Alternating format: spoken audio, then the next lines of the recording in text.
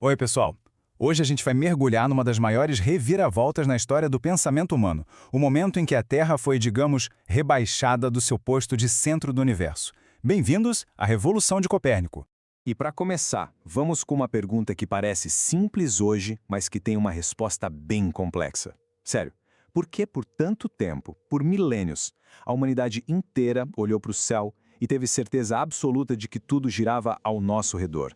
Para entender isso, a gente precisa viajar no tempo, para uma época em que o nosso planeta não era só um planeta. Ele era o lugar, o centro do palco cósmico.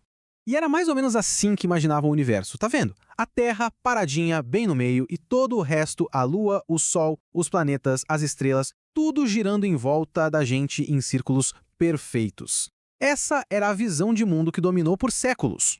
O nome técnico para essa ideia é geocentrismo. O nome já ajuda, né? Geo, de terra, e centrismo, de centro. A lógica era bem direta. A Terra é fixa, é o ponto de referência, e o show todo acontece ao nosso redor. E o mais curioso é que essa ideia não era nenhum absurdo. Na verdade, fazia todo sentido. Pensa bem, a gente vê o sol nascer e se pôr todo santo dia. À noite, a gente vê as estrelas dando uma volta no céu. E o principal, ninguém sente o chão se mexendo. Para mentes brilhantes, como a de Aristóteles, a conclusão mais óbvia era que a Terra estava de fato parada. Só que, nesse modelo aparentemente perfeito, tinha uma pecinha que não encaixava de jeito nenhum. Enquanto o Sol e as estrelas eram super previsíveis, alguns pontinhos de luz no céu pareciam ter vida própria.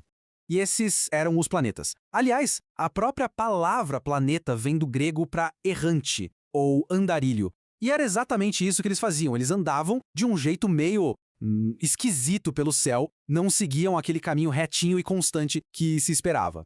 Essa imagem aqui mostra o tamanho do problema. Dá uma olhada no caminho de Marte. Ele está indo numa direção e, de repente, ele para, dá uma ré e depois segue viagem. Esse é o famoso movimento retrógrado. Como explicar isso se tudo gira em círculos perfeitos ao nosso redor? Bom, para tentar resolver esse bug no sistema, entrou em cena um astrônomo grego-romano chamado Claudius Ptolomeu. Ele era um gênio e, em vez de jogar o modelo fora, ele decidiu complicar um pouquinho as coisas. E a solução dele foi essa aqui, os epiciclos. É quase um malabarismo cósmico. A ideia era que os planetas não giravam direto em volta da Terra. Não. Eles giravam em pequenos círculos, e esses pequenos círculos é que giravam em círculos maiores em volta da Terra. Funcionava até que sim, mas era um sistema absurdamente complexo. E essa complexidade toda ficou de pé por mais de 1.300 anos. Até que um astrônomo polonês olhou para essa bagunça toda e fez a pergunta que ninguém ousava fazer. E se o centro estiver no lugar errado? O nome dele, claro, era Nicolau Copérnico. E em 1543, ele publicou um livro com uma ideia que era, ao mesmo tempo, simples e totalmente radical. E se a gente tirar a Terra do centro e colocar o Sol no lugar dela?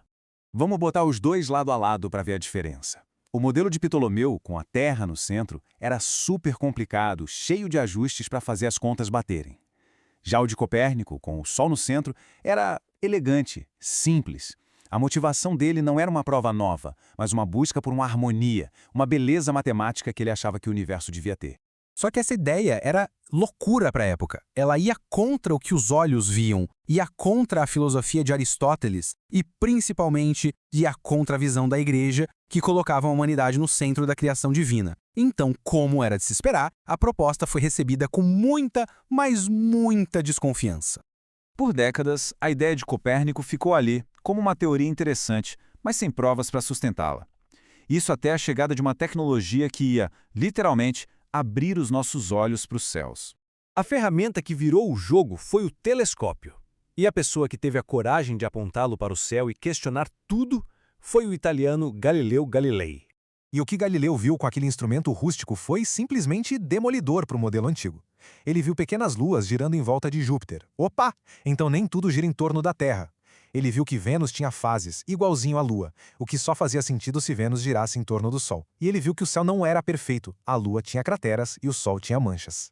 A descoberta das luas de Júpiter, em especial, foi um nocaute. Pela primeira vez, tinha uma prova ali visível de que existiam outros centros de movimento no universo. A teoria de Copérnico, que era só uma hipótese matemática, de repente ganhava uma base sólida na realidade. A partir de Galileu, a mudança foi inevitável. O cosmos antigo, pequeno e centrado em nós, estava desmoronando para dar lugar a um universo muito maior e talvez um pouco mais indiferente à nossa existência. Olhando em retrospecto, a gente vê uma escadinha, né? No século XVI, Copérnico planta a semente da ideia. No século XVII, Galileu rega essa semente com provas. E logo depois, Johannes Kepler ainda dá um ajuste final, mostrando que as órbitas não são círculos, mas elipses. E aqui está o ponto central de tudo. A revolução de Copérnico foi muito mais do que só trocar uns desenhos do sistema solar. Foi uma revolução na nossa forma de pensar. Foi o começo da ciência moderna. Essa ideia de que crenças e autoridades não bastam. O que importa são as observações e as evidências. E tudo isso nos deixa com uma pergunta que continua ecoando. Copérnico nos moveu do centro. A astronomia moderna mostrou que nosso Sol é só mais uma estrela em uma galáxia com bilhões de outras, num universo com bilhões de galáxias. Então, a grande questão que fica é, se a gente não é o centro de nada, qual é afinal o nosso lugar no cosmos?